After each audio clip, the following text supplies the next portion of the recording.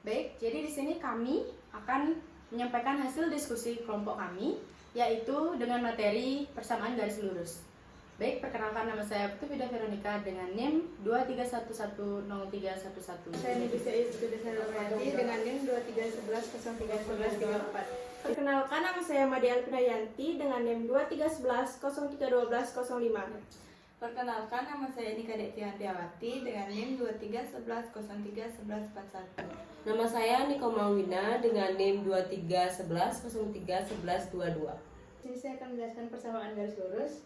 Yang mendatar disebut sumbu X, yang tegak disebut sumbu Y, yang titik A disebut koordinat, 5 pada sumbu X disebut absis, 3 pada sumbu Y disebut ordinat. Selanjutnya di sini saya akan membahas bentuk persamaan garis lurus, di mana ada bentuk umumnya yaitu Y dan X termasuk variabel, M termasuk gradien, dan C termasuk konstanta atau bilangan. Lanjut, di sini saya akan menggambarkan dengan persamaan Y sama dengan M kali X. Di sini saya akan memberikan contoh. Y sama dengan 3 kali X. Habis itu X-nya diganti dengan 0. Y sama dengan 3 kali 0, 0. X diganti 1. Y sama dengan 3 kali 1, 3. Jadi dibikin tabel seperti ini. Dapat titik koordinat 0,0 dan 1,3. Habis itu yang kedua, persamaan garis dengan X1, Y1 dan X2, Y2. Selanjutnya saya akan menjelaskan pengertian tentang gradien. Gradien adalah kemiringan suatu garis terhadap sumbu mendatar. Yang pertama, garis dengan gradien positif. Garis dengan gradien positif mempunyai kemiringan dari dasar kiri menuju puncak kanan yang naik dengan kenaikan yang stabil atau tetap. Yang kedua, gradien dengan gradien negatif adalah garis dengan gradien negatif mempunyai kemiringan dari puncak kiri menuju dasar kanan. Dan yang ketiga, gradien suatu garis yang melalui pusat O 0,0 dan titik A X1, Y2, yaitu M sama dengan komponen Y per komponen X atau M sama dengan Y1 per X1. Yang keempat, gradien garis yang melalui titik A yaitu X1, Y1 dan B X2, Y2, yaitu M1 sama dengan komponen Y pada garis 1 per komponen X pada garis 1 atau M1 sama dengan Y2 kurang Y1 per X2 kurang X1. Saya akan melanjutkan materi teman saya. Yang nomor 5, gradien garis AX tambah BY tambah C sama dengan 0. Dalam membentuk gradien garis yang berbentuk AX tambah BY tambah C sama dengan 0, kita harus mengubahnya ke bentuk Y sama dengan MX tambah C.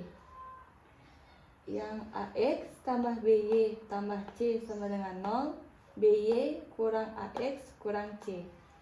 Yang nomor 6, menggambar garis jika gradien dan satu titik yang dilaluinya diketahui. Untuk menggambar garis jika yang diketahui gradien M sama dengan komponen Y per komponen X.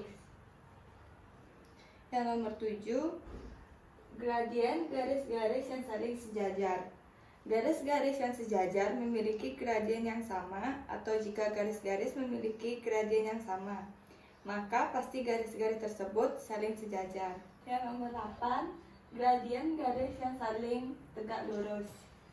Hasil kali gradien garis yang saling tegak lurus untuk garis tegak dan garis mendatar, walaupun kedua garis itu saling tegak lurus, tetapi kesimpulan di atas tidak berlaku karena garis tegak vertikal tidak mempunyai gradien dan garis mendatar bergradien 0. Baik, jadi selanjutnya saya akan memberikan contoh soal dari persamaan garis lurus. Contoh soal yang pertama yaitu 10 buku akan terjual jika harganya 60.000 dan 20 buku akan terjual jika harganya 40.000. Tentukanlah A. Fungsi permintaannya, B. Banyak buku yang diminta jika harganya per unit 30.000. Jawabannya, kita pertama tulis dulu Q1 dan Q2-nya. Q1 yaitu 10, Q2-nya 20. Dan selanjutnya kita tulis P1 dan P2-nya yaitu 60 dan 40. Jika sudah, kita urutkan dari Q1 dan P1, selanjutnya Q2 dan P2. Jadi untuk menentukan fungsi permintaannya, kita tentukan persamaan garis yang melalui titik Q1 dan Q2 P2, yaitu dengan rumus P min P1 sama dengan M dalam kurung Q kurang Q1. Jadi turunkan rumusnya, P kurang P1 sama dengan P2 kurang P1 per Q2 kurang Q1 dalam kurung Q kurang Q1 sama dengan gradien.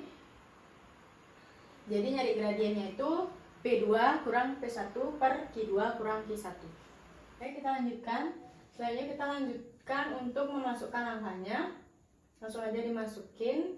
P kurang 6 P1 itu 60. Selanjutnya P2 itu 40, P1-nya 60 per Q2-nya itu ada 20 dan Q1-nya ada 10. Dalam kurung Q kurang Q1 itu ada 60, itu ada 10, maaf. Selanjutnya langsung aja di kurangkan.